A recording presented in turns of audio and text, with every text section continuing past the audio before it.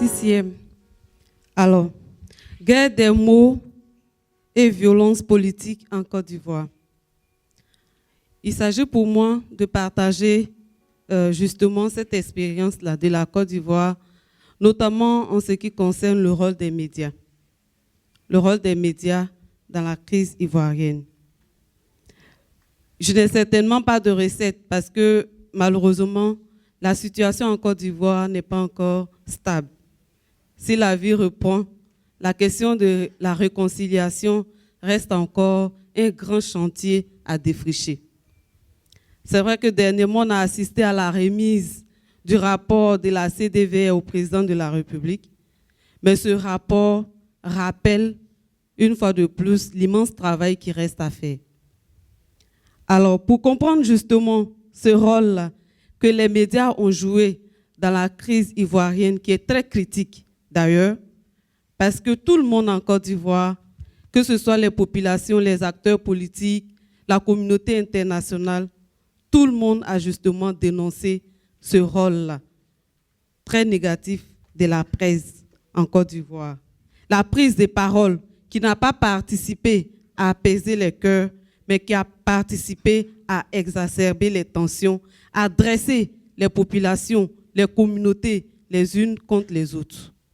Alors pour le comprendre, il faut peut-être remonter à 1990, année très importante dans l'histoire de la Côte d'Ivoire, parce que justement, en 90, cela nous fait 30 ans de parti unique. En 90, c'est l'avènement du multipartisme en Côte d'Ivoire. Alors, cette transition vers une démocratie plurielle a-t-elle été négociée ou gagnée? Je dirais qu'elle a été gagnée. Gagnée comment? Par des manifestations de rue, mais aussi imposée, n'est-ce pas, par des exigences venant de l'extérieur. Partant de là, en Côte d'Ivoire, il a manqué ce que nous appelons la prise de parole. Alors qu'ailleurs, dans les pays voisins, on avait ce qu'on a appelé les conférences nationales. En Côte d'Ivoire, le passage au multipartisme s'impose. Et parce qu'il s'impose en occultant justement le besoin de parole des populations, alors la presse va se charger dans les années qui suivent, n'est-ce pas, à prendre en charge ce besoin de parole-là. Et comment cela va-t-il se concrétiser? Dans les premières années, c'est-à-dire de 90 à 96, on assiste à l'explosion de la presse. C'est ce que d'autres ont vite fait d'appeler le printemps de la presse ivoirienne, mais qui n'était pas en réalité un printemps, car plus tard, on verra que ça a été plutôt une déchéance totale. Alors donc de 90 à 96, on a 178 titres de journaux en ce qui concerne la presse écrite qui voient le jour. Donc explosion de paroles. Et dans le même temps, on assiste également à une explosion au niveau politique. On a près d'une centaine de partis politiques également qui voient le jour. Alors, l'Ivoirien ordinaire espère, n'est-ce pas, avoir droit à la contradiction. Mais malheureusement, il va très vite déchanter, car en réalité, ce qui s'est passé, les journaux qui sont nés ont été créés de toutes pièces par les partis politiques.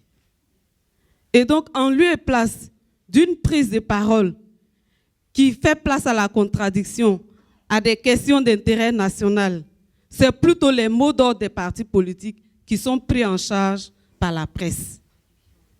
Et ce faisant, on va assister, n'est-ce pas,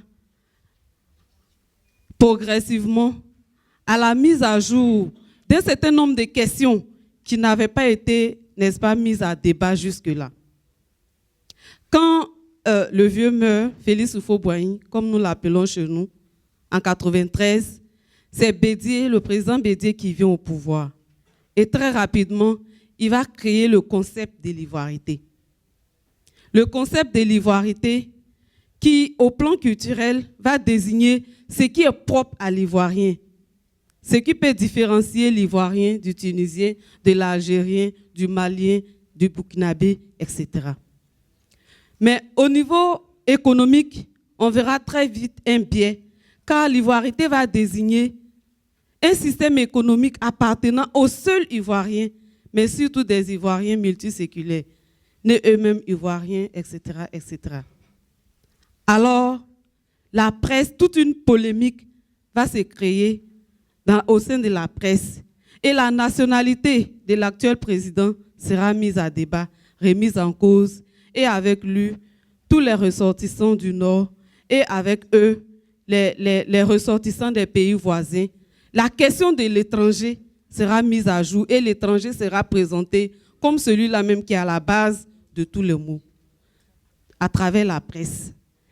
Amplifier, n'est-ce pas, cette polémique-là va dresser les Ivoiriens les uns contre les autres, les communautés les unes contre les autres. Et c'est dans cette atmosphère-là qu'on en vient au coup d'État de décembre 1999. Avec le coup d'État, on croit tous au Père Noël en Côte d'Ivoire et on espère que, n'est-ce pas, la guerre des mots va prendre fin et qu'enfin, on aura droit, n'est-ce pas, à la démocratie, à la pluralité politique, etc. Malheureusement, non. Un général qui vient au pouvoir pour balayer en griffe la maison et après l'avoir balayée, il veut s'installer, ce qui ne sera pas du goût des Ivoiriens. Alors, on voit dans quelles conditions l'ex-président Gbagbo arrive au pouvoir. Quand il arrive au pouvoir, on espère une fois de plus que les choses vont changer, malheureusement.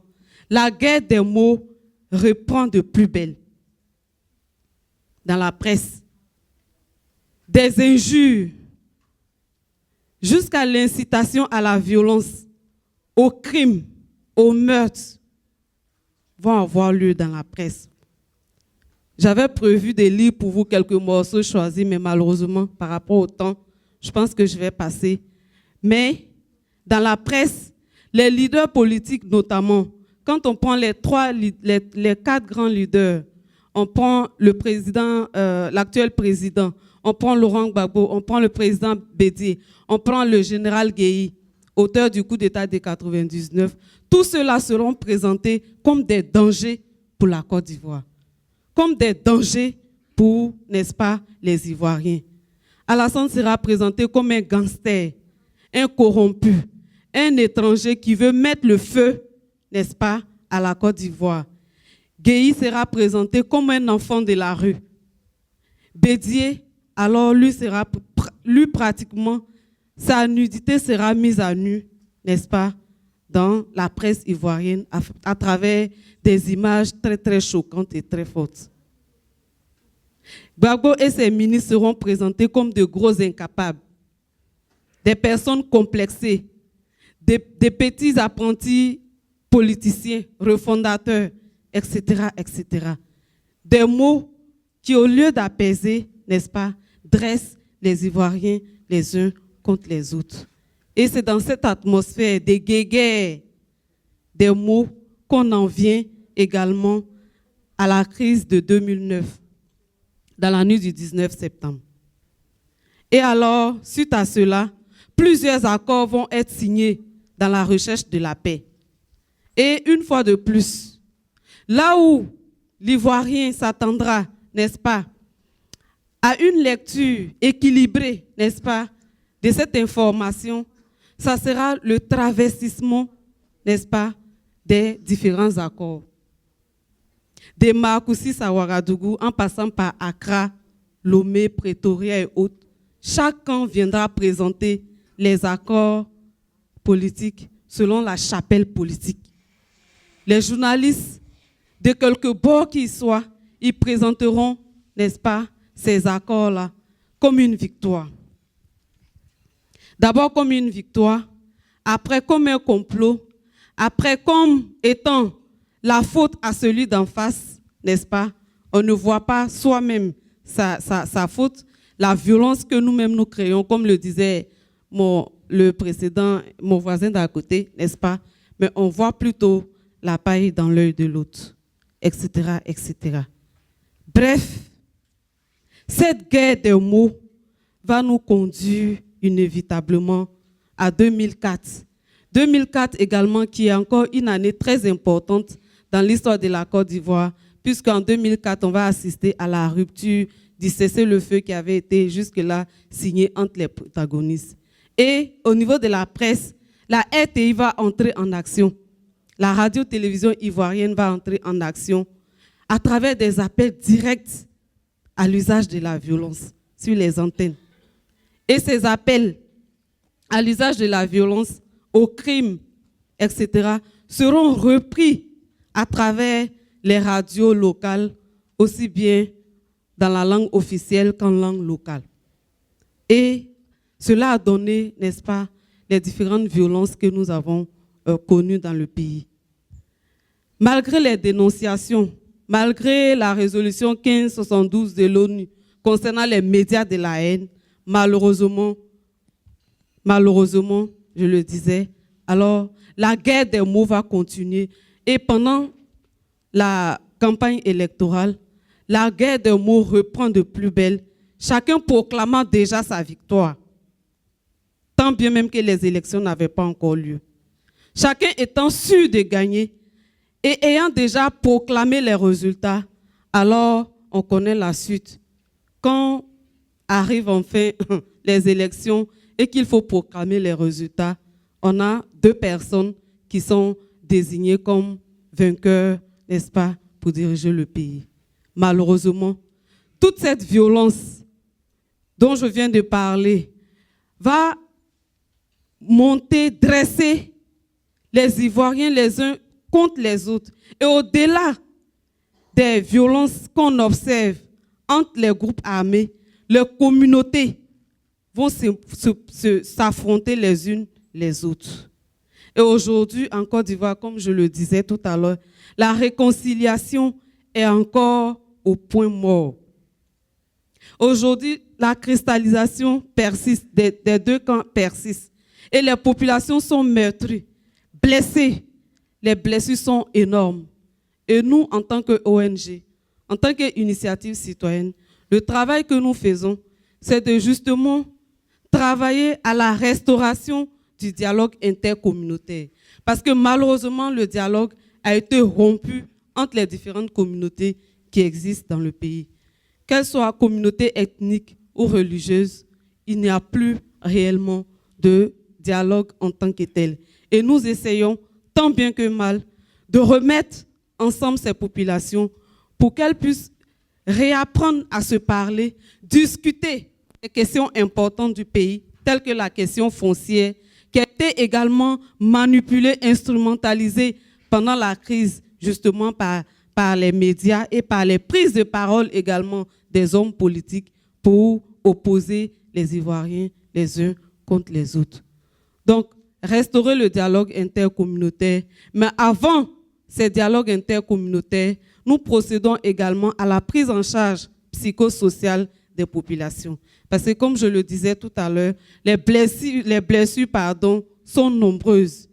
Et il faut justement écouter ces populations, ce qui n'a pas été fait malheureusement par la CDVR, aller à l'écoute de ces populations pour savoir ce dont elles souffrent et enfin pouvoir proposer des solutions au niveau national en ce qui concerne la question de la justice, en ce qui concerne la question de la réparation et de l'indemnisation des victimes, etc., etc.